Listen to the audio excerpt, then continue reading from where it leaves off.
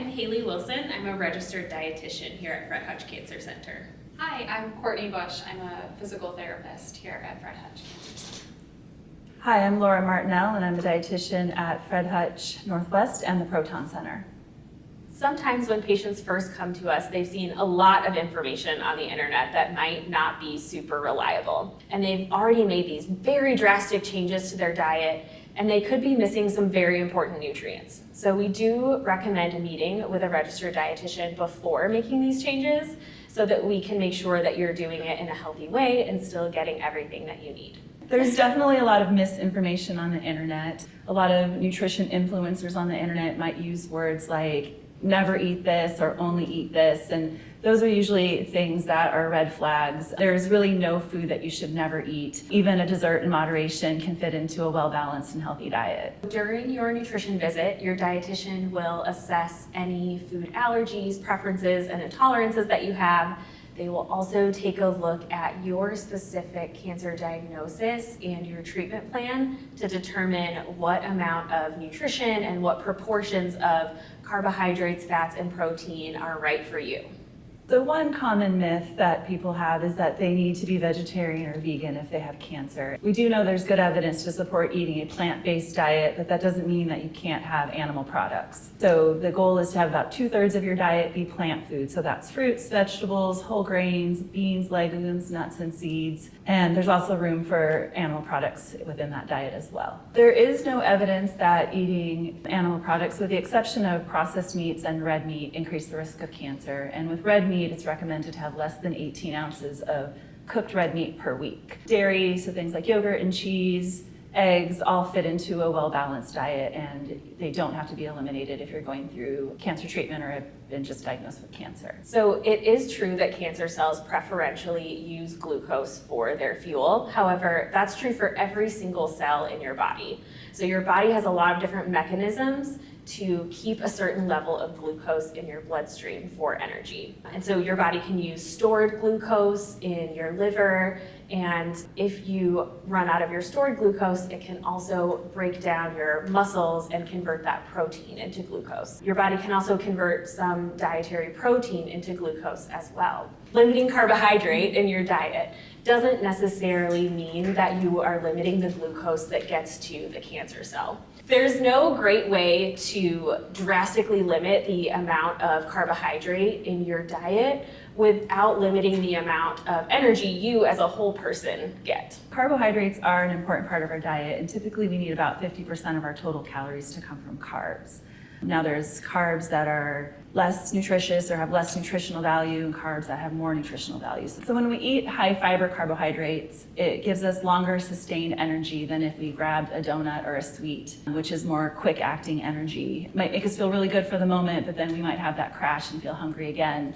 And then our inclination is to go for more quick acting carbohydrates to give us that boost. Whereas if we eat these high fiber carbs, healthy fats, protein, that's going to keep us satisfied for longer.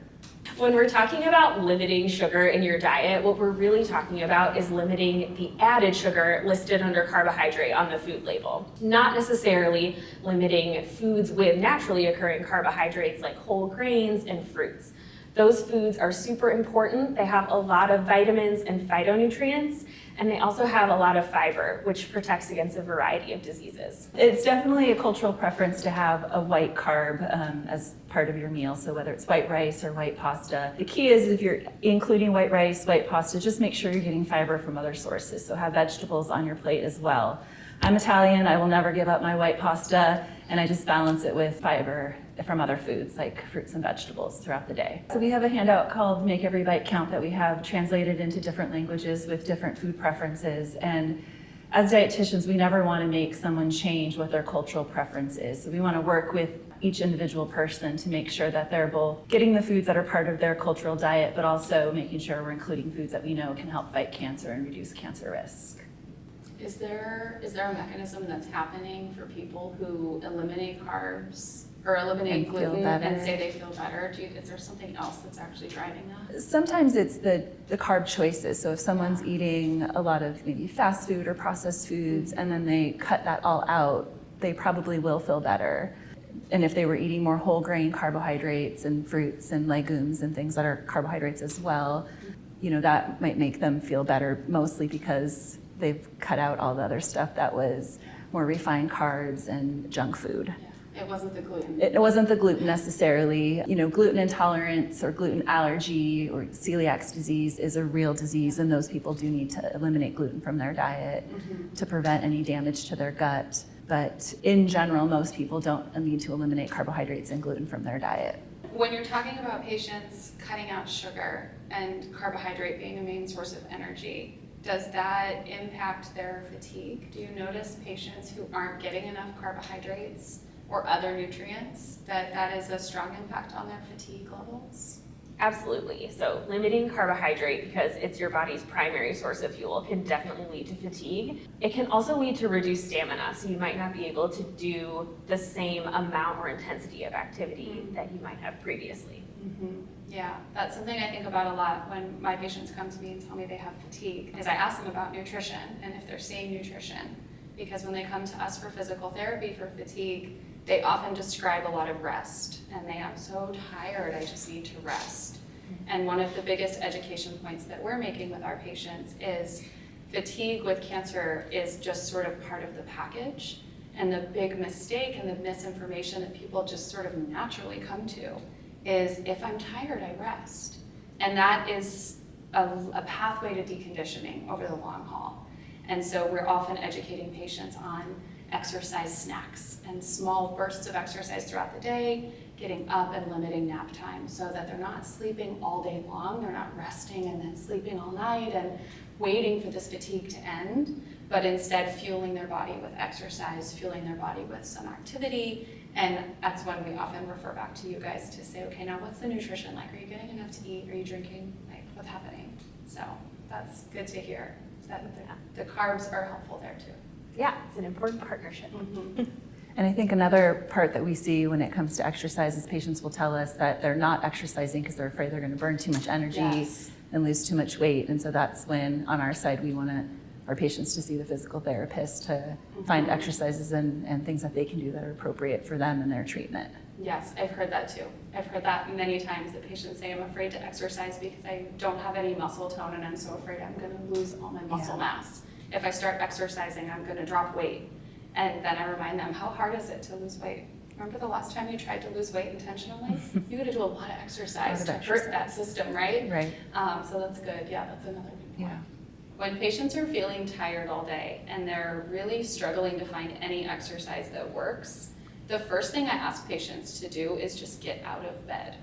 Get completely upright from wherever that resting position is every time you eat a meal. That's my favorite way to get patients up routinely. Just sitting vertically upright stimulates regions of the brain that help with alertness.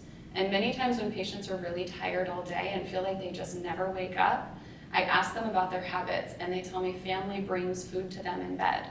And they lay in bed and try to just get what they can. And that is a first red flag for me. That I'm like, this patient probably doesn't even get vertical very often. And once somebody sits upright and takes a few deep breaths, stands, walks for a moment, that can make a huge difference in their energy just in that moment. And just being out of bed to eat meals is one of my first steps for patients who are really, truly struggling with profound fatigue all day long. And then that's when you come to PT to come learn exactly what exercises are safe to do, because there are some that would be safe for most people, but we have such variability in the way that cancer affects every person's body that we need to make sure that we have safety in mind and what resources are in the house and who's around to help. We have lots of layers of things that we assess before we ask someone to do any specific exercise, but getting up out of bed would be step one. Just make yourself come up out of bed for at least time enough to eat a meal and digest it, and then see how that felt. And usually it makes a big difference.